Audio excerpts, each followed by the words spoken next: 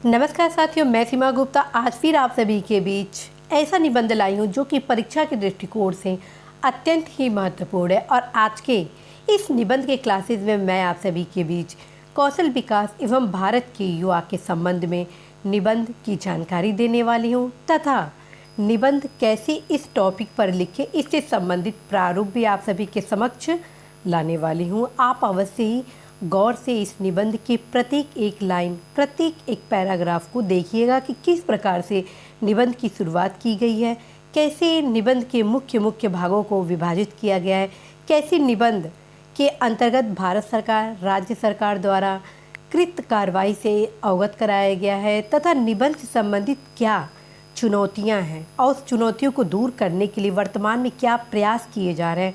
उसके बावजूद भी अभी भी लक्ष्य हासिल नहीं किया गया है, जिसके क्रम में आप सभी द्वारा अर्थात इस निबंध के माध्यम से क्या उपाय होना चाहिए कि उस समस्या का निदान हो सके, इससे संबंधित सारी विषय सामग्री इस निबंध में लिखा गया है। तो आप अवश्य ही गौर से प्रत्येक पैराग्राफ को देखिए कि किस प्रकार से निबंध की शुरुआत की गई है और कैसे कैसे निबंध के प्रत्येक अंश के माध्यम से इस निबंध की संपन्नता का मार्ग प्रशस्त किया गया। तो आइए शुरू करते हैं निबंध। और निबंध के लास्ट में मैं आप सभी को निबंध से संबंधित कुछ महत्वपूर्ण जानकारियाँ भी उपलब्ध कराऊंगी। अवश्य ही आप सुनिएगा और कम से कम इस निबंध को आप 2 बार जरूर सुनिएगा। तो पहला है टॉपिक है कौशल विकास एवं भारत के युवा। टॉपिक है कौशल विकास एवं भारत के युवा। कौशल विकास ये जो कार्यक्रम है काफ़ी चर्चित रहा, ठीक। और प्रायः एग्ज़ामों में पूछे जाने की ये बहुत ही प्रबल संभावना है आगामी परीक्षा के दृष्टिकोण से, ठीक। तो इस चीज़ को आप, इस टॉपिक को आप बहुत ही गौर से तैयार करेंगे। देखिए, मैं निबंध की शुरुआत पुनः लाइन से की हूँ, सफलता जादू से नहीं कौशलता से मिलती है। निबंध की मैं शुरुआत लाइन से की हूँ, एक पॉजिटिव लाइन से की हूँ कि सफलता जादू से नहीं कौशलता से मिलती है। तदुपरांत मैं निबंध की शुरुआत की हूँ और लिखी हूँ, युवा ऊर्जा किसी भी देश की सामाजिक, आर्थिक, राजनीतिक, प्रशासनिक आदि सभी विकास को गति देने वाली ताकत है, बशर्ते उसे प्रभावी रूप से दिशा तथा गति दी जाए। देखिए, जब आप निबंध लिखें तो कहीं भी आप दिशा भ्रमित नहीं होंगे, ठीक है। देखिए, आप इस निबंध में आपको 2 चीज़ पे फोकस करना है, कौशल विकास और भारत के युवा। अर्थात कौशल विकास कैसे भारत के युवा को आगे बढ़ाने में अपना योगदान करेंगे और कौशल विकास से संबंधित क्या क्या कार्यवाही हो रहे हैं, इससे संबंधित 2 चीज़ आप इसमें गौर फरमाएंगे और इसी चीज़ को इसमें लिखना है कि कैसे एक दूसरे के ये दोनों पूरक हैं, ठीक। तो अब मैं निबंध को बताती हूँ और दोबारा फिर मैं आपको पढ़ के सुनाऊंगी ताकि किसी भी प्रकार की आप सभी को समस्या ना हो। सफलता जादू से नहीं कौशलता से मिलती है। युवा ऊर्जा किसी भी देश के सामाजिक, आर्थिक, राजनीतिक, प्रशासनिक आदि सभी विकास को गति देने वाली ताकत है, बशर्ते उसे प्रभावी रूप से दिशा तथा गति दी जाए। कौशल विकास निश्चित रूप से इस दिशा में सबसे बड़े साधन के रूप में साबित होगा। देखिए, पहले पैराग्राफ में मैं निबंध के दोनों पार्ट को समायोजित किया, अर्थात युवा और दूसरा कौशल विकास। कभी भी निबंध लिखने के वक्त आपको दिशा भ्रम नहीं होना है, अर्थात ये नहीं है कि आप टॉपिक के परे लिखना आरंभ किए। हर पैरा में दोनों पॉइंट आना चाहिए, कौशल विकास और युवा। ये ना लगे कि आप निबंध से भ्रमित होकर कहीं और पहुंच गए हैं। अब मैं दूसरे पैराग्राफ में लिखी हूँ, वर्तमान में हमारा देश इस बात को बखूबी समझ गया है। वर्तमान में हमारा देश इस बात को बखूबी समझ गया है, जिसके कारण आज तमाम कौशल विकास से संबंधित योजनाओं को बहुआयामी रूप से आरंभ किया गया है।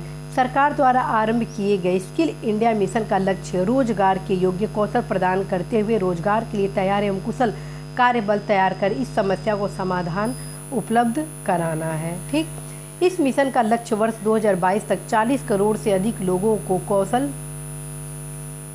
प्रदान करना तथा उनकी पसंद के कौशलों का प्रशिक्षण देते हुए उनकी रोजगार संबंधी योग्यता को बढ़ाना है। समावेशी विकास हेतु जरूरी है कि सभी स्तर पर कुशल मानव संसाधन को बढ़ावा दिया जाए।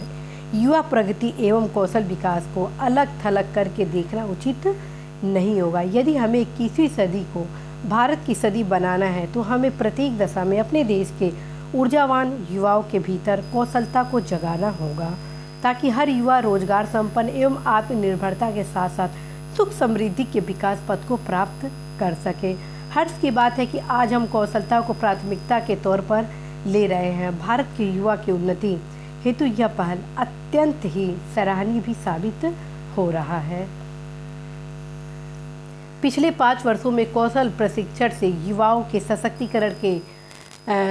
सशक्तिकरण में अहम योगदान साबित हुआ है। जब स्किल इंडिया मिशन के तहत हर 1 करोड़ से अधिक युवाओं को प्रशिक्षण, 5000 ITI की स्थापना, ITI की क्षमता बढ़कर 34.63 लाख हो गई, जो 2015 की तुलना में 85.5% से अधिक है। वहीं प्रधानमंत्री कौशल विकास योजना के तहत 250 से अधिक रोजगार भूमिकाओं में 37 सेक्टरों में अब तक 92 लाख उम्मीदवारों को प्रशिक्षित किया गया। 704 जिलों में मॉडल कौशल केंद्र के तौर पर 700 प्लस PM कौशल केंद्र खोले गए।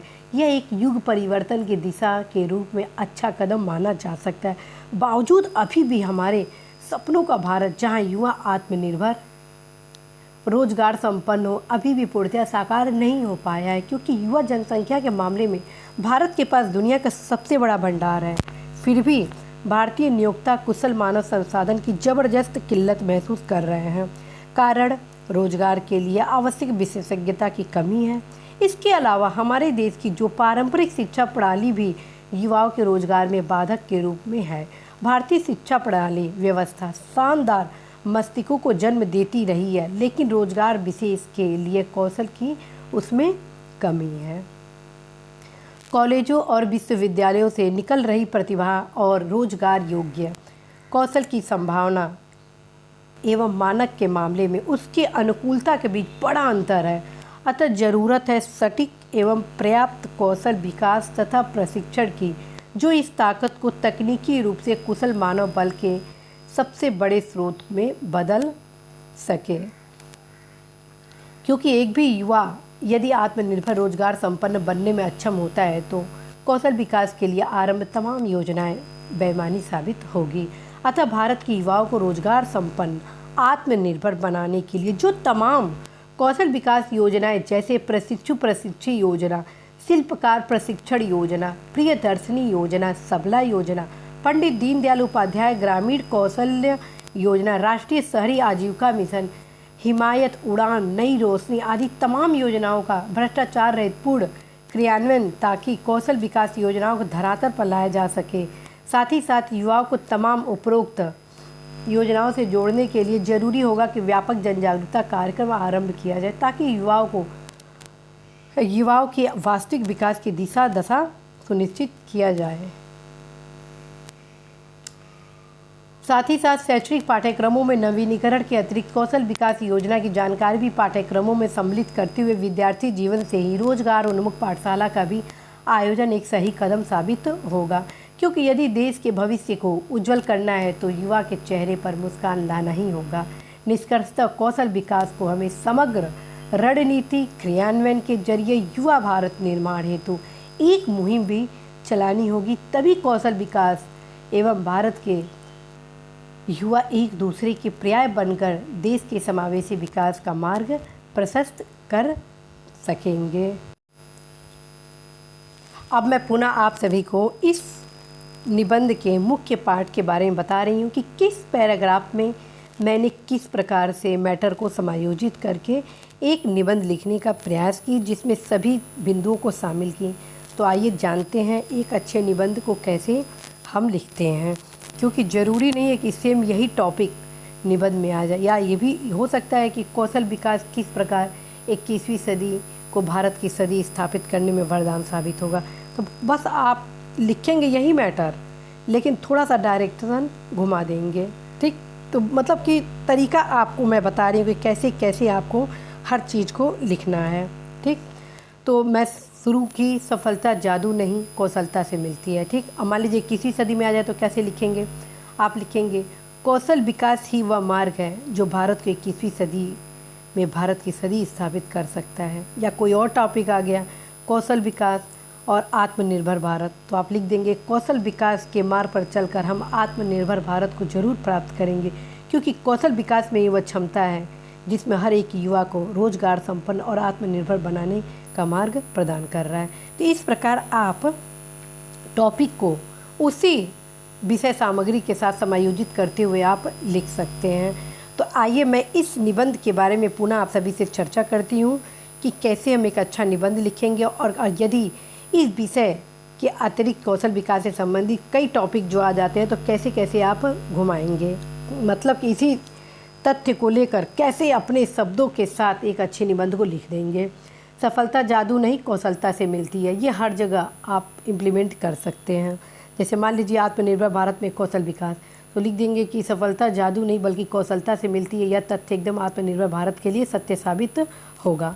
ये आपका पहला लाइन हो गया। अब यहाँ पे देखिए पहली लाइन में मैं लिखी हूँ, युवा ऊर्जा किसी भी देश की सामाजिक, आर्थिक, राजनीतिक, प्रशासनिक आदि सभी विकास को गति देने वाली ताकत है, बशर्ते उसे प्रभावी रूप से दिशा तथा गति दी जाए। कौशल विकास निश्चित रूप से इस दिशा में सबसे बड़े साधन के रूप में साबित होगा। चूँकि इस समय आत्मनिर्भर भारत बहुत ही चर्चित टॉपिक है, संभव है कि कौशल विकास और आत्मनिर्भर भारत को दोनों को मिलाकर पूछ दें। तो कैसे आप आत्मनिर्भर के साथ इस पहले पैराग्राफ में आप करेंगे, तो आप लिखेंगे आत्मनिर्भर भारत का सपना हम तभी साकार कर सकते हैं जब हर एक घर में सुख समृद्धि का मार्ग प्रशस्त हो, और निश्चित रूप से कौशल विकास इस दिशा में सबसे बड़े साधन के रूप में साबित होगा। ठीक, तो ये आपका पहला पैराग्राफ कंप्लीट होगा। क्योंकि आत्मनिर्भर भारत के साथ ही भारत में सामाजिक, आर्थिक, राजनीतिक, प्रशासनिक, भावनात्मक आदि विकास का मार्ग प्रशस्त होगा। ये पहला आपका पैराग्राफ कंप्लीट हो गया। मैं आपको बता रही हूँ कि निबंध किस प्रकार आप लिख सकते हैं बेहतर, और किसी भी तरह किसी भी टॉपिक से पूछ देता है तो बस आप फैक्ट जाने रहिए, इसको ढंग से समझे रहिए। यदि आप इस विषय को अच्छे से समझ लेंगे तो किसी भी टॉपिक पे आ जाए घुमा फिरा कर आप एक बेहतर निबंध जरूर लिखेंगे। दूसरे पैराग्राफ में देखिए मैं लिखी हूँ, अब मैं यहाँ पे आपको दो निबंध का कंपेयर कर रही हूँ। ठीक, एक तो कौशल विकास और भारत की युवा, दूसरा एक आत्मनिर्भर भारत और दूसरा कौशल विकास। ठीक, तो आपको मैं बता रही हूँ कि कैसे निबंध के विषय वस्तु को कैसे चेंज किया जाता है समान उस पर। तो देखिए यहाँ पे लिखा है, वर्तमान में हमारा देश इस बात को बखूबी समझ गया है, जिसके कारण आज तमाम कौशल विकास से संबंधित योजनाओं को बहुआयामी रूप से आरंभ किया गया है। सरकार द्वारा प्रारंभ किए गए स्किल इंडिया मिशन का लक्ष्य रोजगार के योग्य कौशल प्रदान करते हुए रोजगार के लिए तैयार एवं कुशल कार्यबल तैयार कर इस समस्या को समाधान उपलब्ध कराना है। ठीक, आत्मनिर्भर भारत में अगर आ जाता है तो आप क्या लिखेंगे, तो लिखेंगे वर्तमान में हर एक लोग का सपना है भारत को आत्मनिर्भर भारत के रूप में परिणित करना, और हमारा देश इस बात को बखूबी समझ गया है। अर्थात ये टोटल पैरा आपका उसमें समायोजित हो जाएगा, समझ गया है, जिसके कारण आज तमाम कौशल विकास से संबंधित योजनाओं को बहुआयामी रूप से आरंभ किया गया है। सरकार द्वारा आरंभ किए गए स्किल इंडिया मिशन का लक्ष्य रोजगार के योग्य कौशल प्रदान करते हुए रोजगार के लिए तैयार एवं कुशल कार्यबल तैयार करना है, ताकि इस समस्या के समाधान के साथ आत्मनिर्भर भारत के सपने को साकार किया जा सके। तो ये आपका हो गया दूसरा पैराग्राफ। तीसरे में उल्लेखनीय है कि भारत सरकार द्वारा आत्मनिर्भर भारत के कदम के रूप में अपना जो बहुआयामी प्रयास है अर्थात कौशल विकास, उसके लिए अनेकों कार्य किए हैं, और इस मिशन का लक्ष्य है कि अर्थात कौशल विकास मिशन का लक्ष्य है कि 2022 तक 40 करोड़ से अधिक लोगों को कौशल प्रदान करना तथा उनकी पसंद के कौशलों का प्रशिक्षण करते हुए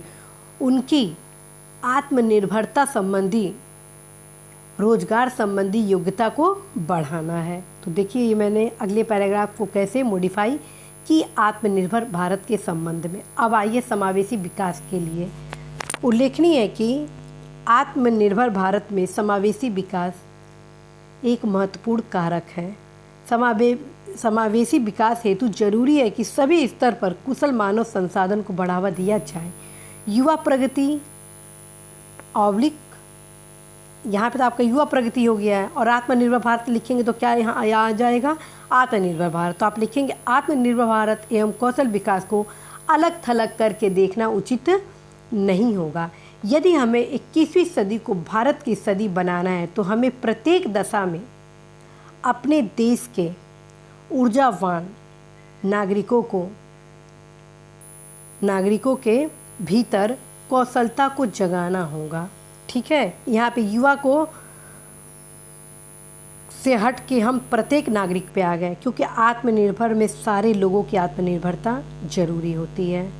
ठीक, तो ये चीज़ यहाँ पे डायरेक्शन मैं चेंज कर दी कि किस प्रकार आप आत्मनिर्भर से संबंधित यदि निबंध को लिखते हैं तो कैसे आप मॉडिफाई अपने निबंध में करते हैं।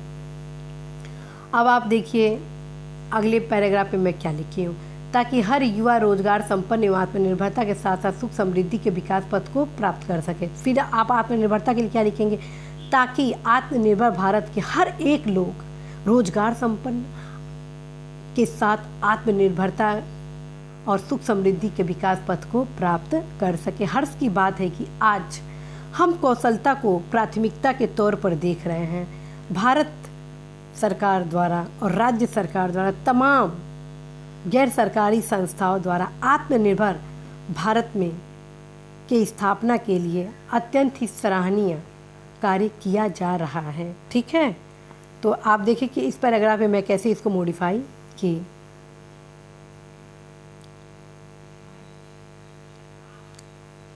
अब आप यहाँ पे कौशल विकास से संबंधित जो उपलब्धियाँ हैं वो भी आप दर्शाएंगे, क्योंकि किसी भी यदि योजनाओं के बारे में आप बता रहे हैं तो बिना उसकी उपलब्धियों के वो आपका निबंध कंप्लीट नहीं होता है। और यदि आपको उपलब्धियाँ पता हैं और लिख देते हैं तो एग्ज़ामिनर के ऊपर एक अच्छा प्रभाव पड़ता है कि आप विषय के संबंध में अच्छी जानकारी को रखते हैं। तो आप देखिए मैं क्या लिखी हूँ, पिछले 5 वर्षों में कौशल प्रशिक्षण से युवाओं के सशक्तिकरण में अहम योगदान साबित हुआ है। जब स्किल इंडिया मिशन के तहत हर साल 1 करोड़ से अधिक युवाओं को प्रशिक्षण दिया गया, 5000 ITI की स्थापना की गई। ITI की क्षमता बढ़कर 34.63 लाख हो गई, जो 2015 की तुलना में 85.5% अधिक है। ठीक, वहीं प्रधानमंत्री कौशल विकास योजना के तहत 250 से अधिक रोजगार भूमिकाओं में 37 सेक्टरों में अब तक 92 लाख उम्मीदवारों को प्रशिक्षित किया गया। 704 जिलों में मॉडल कौशल केंद्र के तौर पर 700 प्लस PM केंद्र खोले गए। और वही अगर आत्मनिर्भर भारत के संबंध में लिख रहे हैं तो क्या आप लिखेंगे, देखिए कैसे मैं मॉडिफाई कर रही हूँ।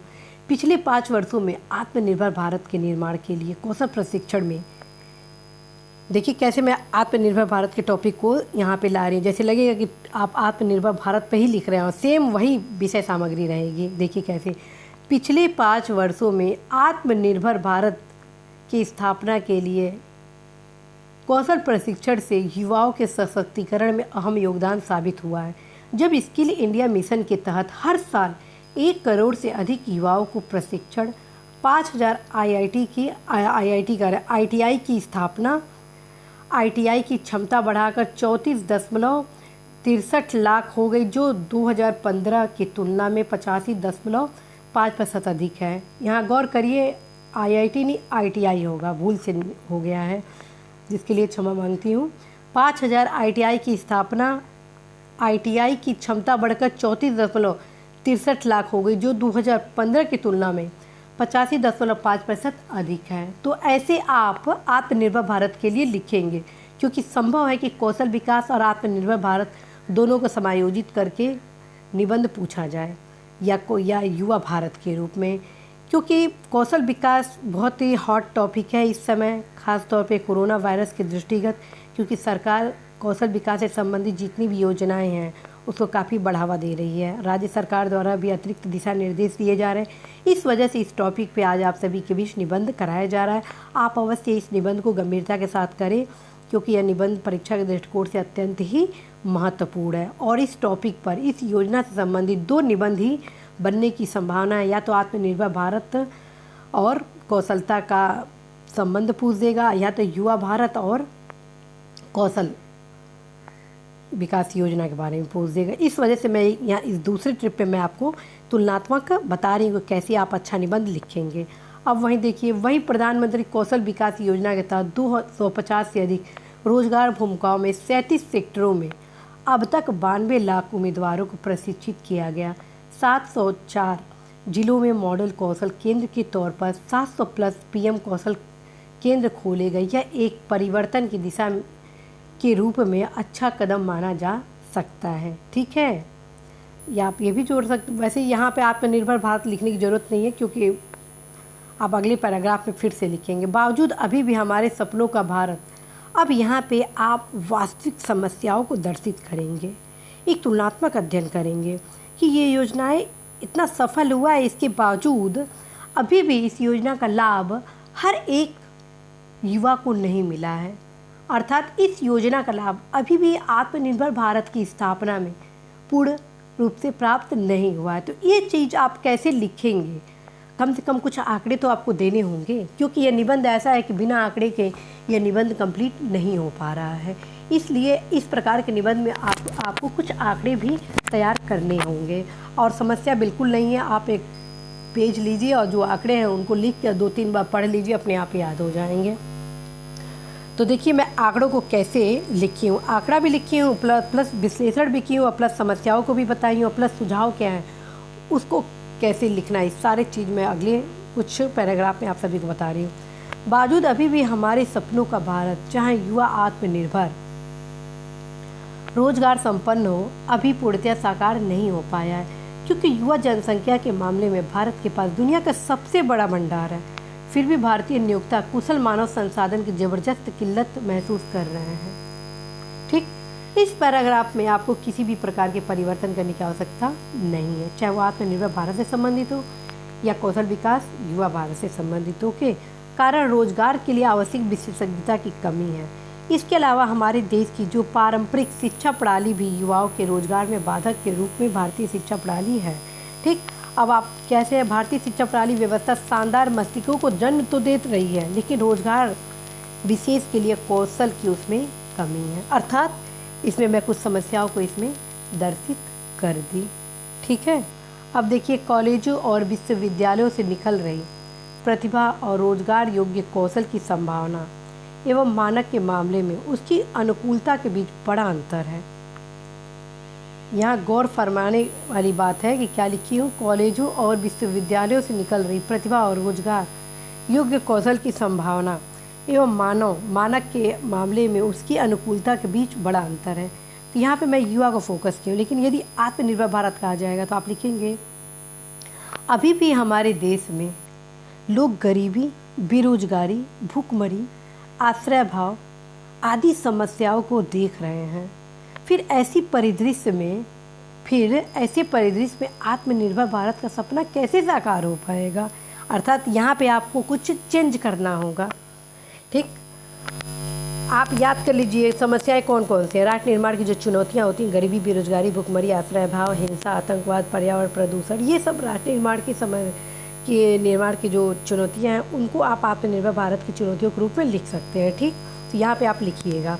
फिर लिखिए, अतः जरूरत है कि सटीक और पर्याप्त कौशल विकास तथा प्रशिक्षण की, जो इस ताकत को तकनीकी रूप से कुशल मानव बल के सबसे बड़े स्रोत में बदल सके। अब यहाँ पे आत्मनिर्भर के लिए क्या लिखेंगे, फिर लिखेंगे, अतः जरूरत है सटीक एवं पर्याप्त कौशल विकास तथा प्रशिक्षण की, जो इस ताकत को तकनीकी रूप से कुशल मानव बल के रूप में परिणित करते हुए देश से गरीबी, बेरोजगारी, भुखमरी, आश्रय भाव की समस्या को दूर करते हुए आत्मनिर्भर भारत के लिए कार्य कर सके। ठीक, तो यहाँ पे आपको ऐसे मॉडिफाई करना है। अब यहाँ पे देखिए, एक भी युवा यदि आत्मनिर्भर रोजगार संपन्न बनने में अक्षम होता है तो कौशल विकास के लिए आरंभ तमाम योजनाएं बेईमानी साबित होगी। ठीक, तो यहाँ पे आप लिखेंगे, एक भी आम जन यदि आत्मनिर्भर रोजगार संपन्न बनने में अक्षम होते हैं तो कौशल विकास के लिए आरंभ तमाम योजनाएं बेईमानी साबित होगी। ठीक है, तो ऐसे आपको मॉडिफाई करनी होगी। अब यहाँ पे देखिए, अतः भारत के युवाओं को रोजगार संपन्न आत्मनिर्भर बनाने के लिए जो तमाम कौशल विकास योजनाएं, जैसे प्रशिक्षण योजना, शिल्पकार प्रशिक्षण योजना, प्रियदर्शनी योजना, ये सारी योजनाएं कौशल विकास से संबंधित योजनाएं हैं। इनको अवश्य ही आप याद कर लीजिएगा ताकि आपका निबंध को एक संपूर्णता मिल सके। ठीक है, तो इसको जरूरी है आप इस योजना को याद कर लीजिएगा।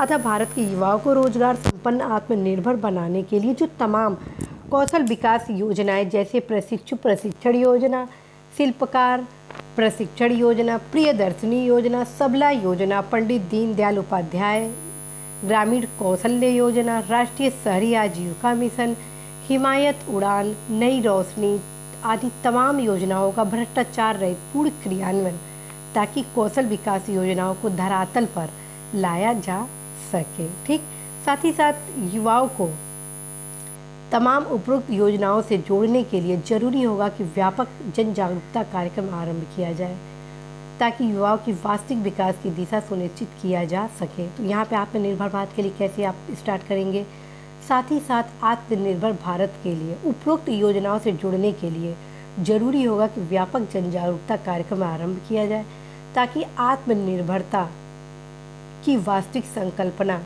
की दिशा सुनिश्चित हो सके।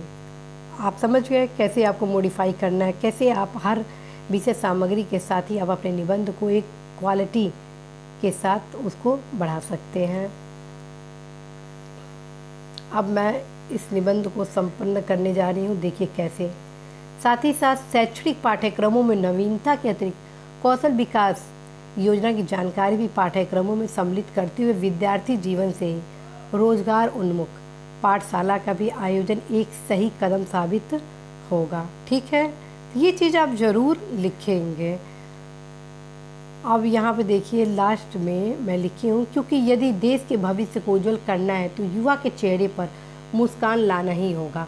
निष्कर्षतः कौशल विकास को हमें समग्र रणनीतिक क्रियान्वयन के जरिए युवा भारत निर्माण हेतु एक मुहिम भी चलानी होगी, तभी कौशल विकास एवं भारत के युवा एक दूसरे के पर्याय बनकर देश के समावेशी विकास का मार्ग प्रशस्त करेंगे। तो ये तो रहा कौशल विकास और युवा भारत पे निबंध। ठीक, जिसको आत्मनिर्भर भारत और कौशल विकास के रूप में कैसे निष्कर्ष के रूप में संपन्न करेंगे, अब ये सुनिए।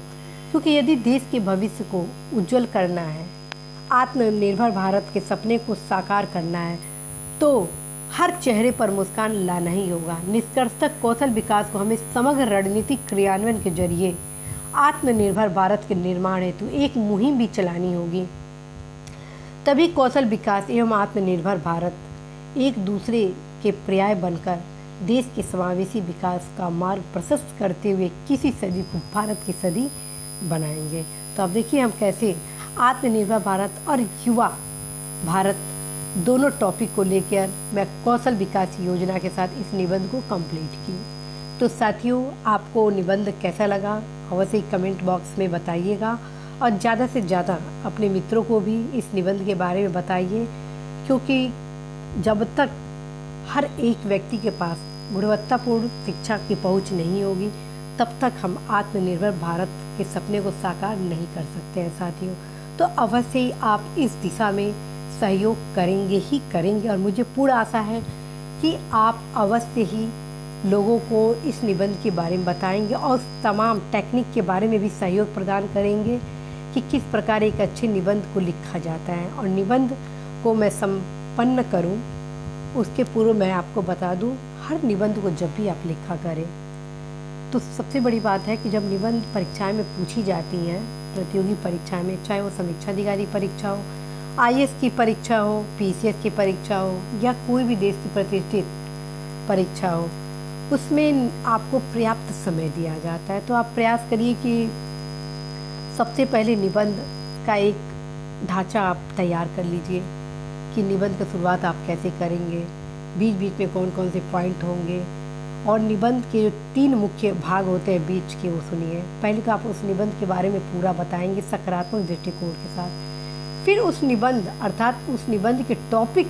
से संबंधित भारत सरकार, राज्य सरकार द्वारा क्या योगदान किया गया है, प्लस उसकी उपलब्धियां गिनाएंगे, प्लस वर्तमान में क्या सिचुएशन है वो भी बताएंगे, प्लस समस्या जरूर आप बताएंगे। ठीक, समस्या बताएंगे कि अभी भी ये साकार नहीं हो पाया है और उसका कारण पूरा गिना देंगे। फिर उसका जो समाधान आप बताएंगे उस पर आपका विशेष फोकस होना चाहिए और इसका पार्ट भी बेहतर से थोड़ा परसेंटेज भी ज़्यादा होना चाहिए, ताकि लगे कि हाँ आप में क्षमता है एक योग्य प्रशासक बनने का। और आप यदि आईएएस, पीसीएस, समीक्षा अधिकारी आदि बनते हैं तो आप किस प्रकार सिचुएशन को हैंडल कर सकते हैं, कैसे आप समस्याओं से उस प्रकरण को समाधान करेंगे। तो ये सब चीज़ें आपके समाधान के मार्ग के द्वारा एग्जामिनर या परीक्षण करता है, क्योंकि निबंध हमेशा व्यक्तित्व के परीक्षण से रिलेटेड होता है। तो आप अवश्य ही देखेंगे कि कहीं से आपको कोई कमी आपके निबंध में ना हो। दूसरी चीज़ साथियों, आप प्रयास करेंगे हर 7 और 8 लाइन में एक नए पैरा से स्टार्ट करना। क्यों? अगर आप पहले लाइन से लेके कोई पैराग्राफ ही चेंज नहीं करेंगे तो थोड़ी दिक्कत हो जाती है निबंध में और नंबर भी कुछ कम आते हैं। लेकिन अगर आप 7-8 लाइन पर एक अगले पैराग्राफ को शुरू कर देते हैं तो प्रायः यह देखा गया है कि जब एग्ज़ामिनर कॉपी चेक करते हैं तो हर पैराग्राफ को पर 2, 3, 4 ऐसे नंबर देते जाते हैं। तो जितना ही पैराग्राफ रहता है उतना ही बेहतर होता है। तो आप ये मान के चलिए कि आप हर 7-8 लाइन पर एक पैराग्राफ ज़रूर चेंज करेंगे, चाहे वो आप आईएएस के एग्ज़ाम में बैठ रहे हैं या पीसीएस के एग्ज़ाम में बैठ रहे हैं, समीक्षा अधिकारी की परीक्षा में बैठ रहे हैं या पीसीएस लोअर की परीक्षा में बैठ रहे हैं या खंड शिक्षा अधिकारी की परीक्षा में बैठ रहे हैं या किसी भी जो भी XYZ एग्ज़ाम है उसमें आप ज़रूर ही पैराग्राफ वाइज अपने निबंध को लिखिएगा। और चूँकि यह कॉम्पिटिशन से रिलेटेड निबंध है इसलिए इसमें हेडिंग की अपेक्षा नहीं होती है। आप कोई एकेडमिक निबंध नहीं लिख रहे हैं कि आपको हेडिंग लिखने की आवश्यकता पड़ी। कई हमारे साथी पूछ रहे हैं कि मैडम क्या निबंध में कई कलर पेन का प्रयोग किया जा सकता है। तो मैं आप सभी को बताऊं कि बेहतर होगा कि आप एक ही पेन का प्रयोग करें, लेकिन यदि आप चाहते हैं कि आप एक से ज़्यादा कलर का प्रयोग करें तो आप सभी को यही राय देना है कि जो निबंध का जो टॉपिक होता है, जैसे कि यहाँ पे मैं लिखी हूँ कौशल विकास एवं भारत के युवा, वो तो ऑलरेडी कॉपी में रहता है, तो मैं यहाँ लिखी हूँ सफलता जादू से नहीं कौशलता से मिलती है। इसको आप ब्लैक पेन में लिख दीजिए यदि आप ब्लू पेन से निबंध लिखना चाहते हैं, और बाकी को आप ब्लू पेन में लिख दीजिए। और यदि आप बाकी को ब्लैक पेन में लिखना चाहते हैं तो इसको आप ब्लू में लिख दीजिए सफलता जादू से नहीं कौशलता से मिलती है। बाकी आपको कोई ज़रूरत नहीं है। कई युवा साथी ये पूछेंगे क्या जो मुख्य अंश होता है उस पर लाइनिंग कर दिया जाए क्या तो ज़्यादा नंबर मिलेगा। तो आपको बताना ऐसा कोई नहीं बात है।